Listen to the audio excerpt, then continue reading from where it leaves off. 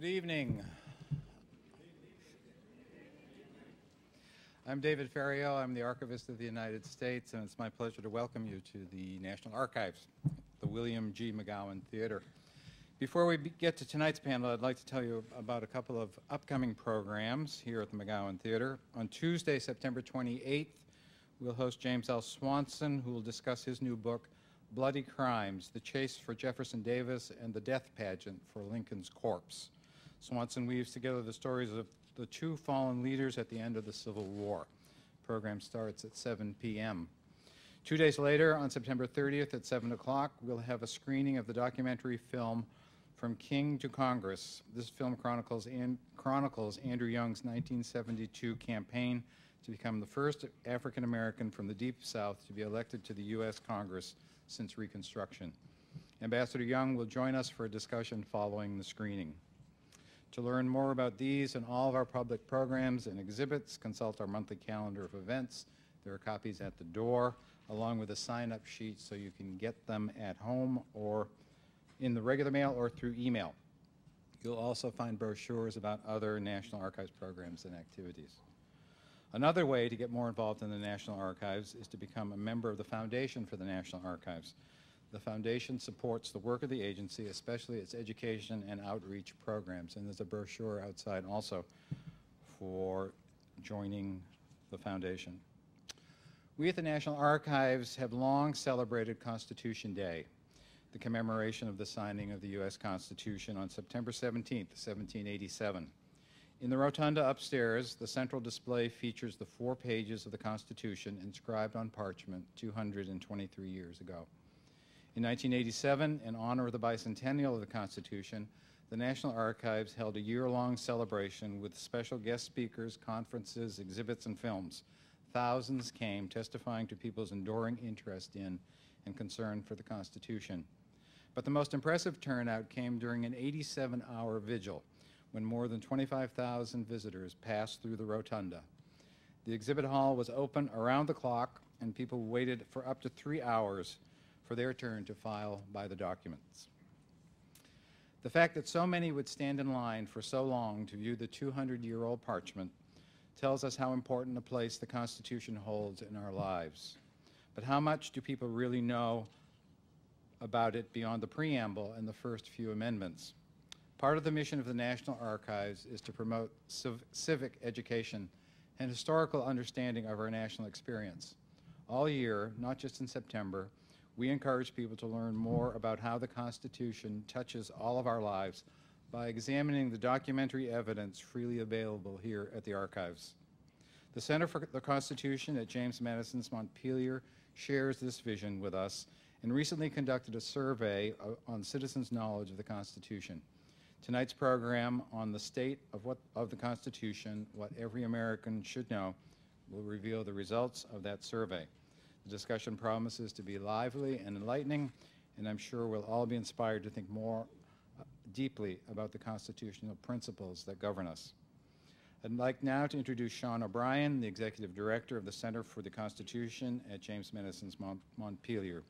Previously, Sean was Director of the Sorensen Institute for Political Leadership and has also served in technology and communications planning positions for the W. Alton Jones Foundation, working with nonprofit organizations around the United States and around the world.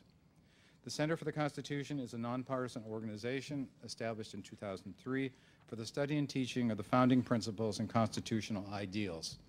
We're very pleased to host the Center tonight for their 4th annual Claude Moore Lecture. Welcome, Sean O'Brien.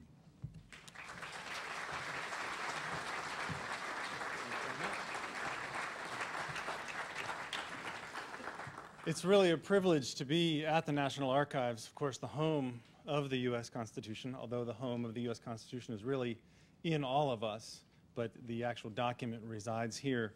And the Center for the Constitution, our mission to instill in Americans a new allegiance and understanding of the Constitution, we can think of no better place than here at the National Archives than to have the 4th annual Claude Moore Lecture. Our mission, as David Ferriero mentioned, is to instill this knowledge, and I wanted to tell you a little bit about how we do that. The center hosts seminars, we run seminars, we design the curriculum for programs at Montpelier for people like teachers who teach our young people about the Constitution, for police officers who uphold the rule of law, for journalists who educate all of us and act as watchdogs on the government, although that's also all of our responsibility. And we also work with international visitors, people from other countries who are studying democracy and developing constitutions for their countries. We also are doing additional education online, and we hope that you'll visit the center's website. You can go to montpelier.org and link over to the center and look at our seminars. We're hosting seminars now for the general public. If anyone in the audience is inspired by tonight's conversation to take their knowledge to a deeper level, come to the website and you can sign up. And the special thing that happens is when you take a seminar from the Center for the Constitution at Montpelier, you get to come to Montpelier and stay at Montpelier and be on the property after hours and breathe the same air that James and Dolly Madison breathed. You look at the same sunset that they looked at, and it really is an inspiring opportunity. And I know there's some teachers in the audience who've been, and some police officers who've been to some of the seminars we hosted, and if you have a chance to talk to them about it, they'll tell you just what a special opportunity that is. So we hope that some of you will take advantage of that as well. I did want to also thank the National Archives for reaching out to us for this partnership. We're very privileged to be here. It's a wonderful opportunity, not only for us at Montpelier, but I think for everyone here to have this beautiful space and this inspiring location to have this conversation. We undertook this survey because we wanted to understand better what Americans know about the state of the Constitution, so that when we're designing the curriculum for our seminars, we would be able to design better seminars.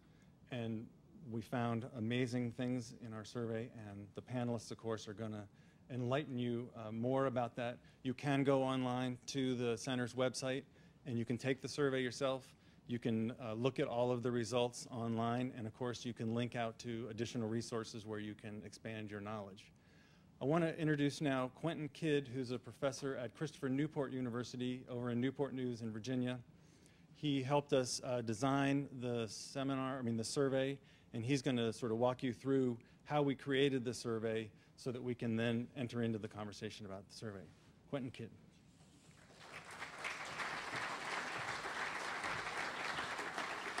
Thank you, and welcome everybody. Let me just tell you how the survey got started from ground up. The project is about 6 months in the making, going back to January of this year. We initially did some research on other constitutional surveys, what other institutions and other scholars had looked at in their work. We were particularly interested in avoiding the sort of gotcha surveys that sort of trick people into answering a question maybe a little bit wrong.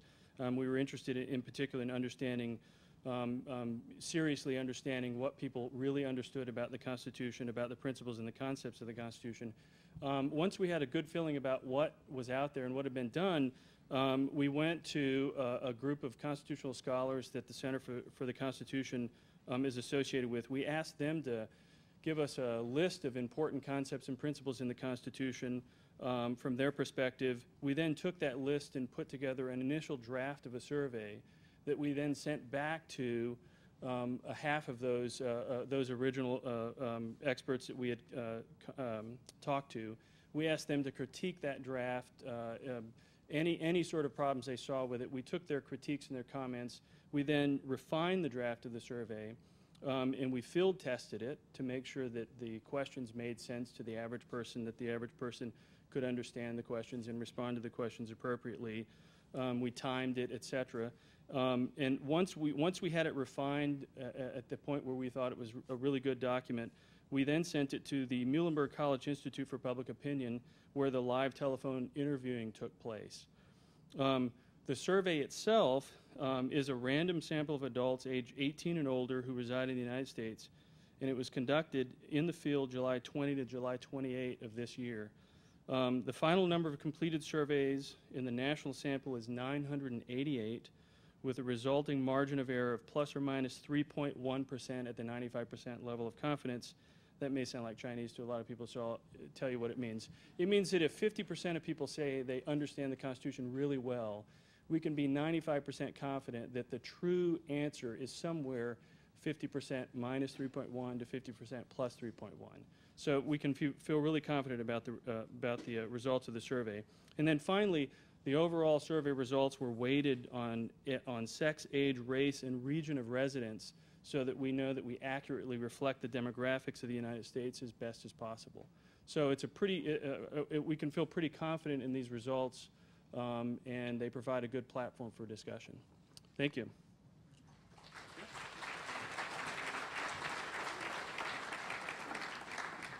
Now you all have one of these, I hope, in front of you that has some of what we call the top line results, which are the results of the whole general population, which will give you a reference point for the conversation with the panel. If you want to get into the results more deeply, we have a lot of the analyses by some of those demographic characteristics that Professor Kidd mentioned on the website, so please check those out. Now it's my pleasure to introduce my boss, Michael C. Quinn, who's the president of James Madison's Montpelier.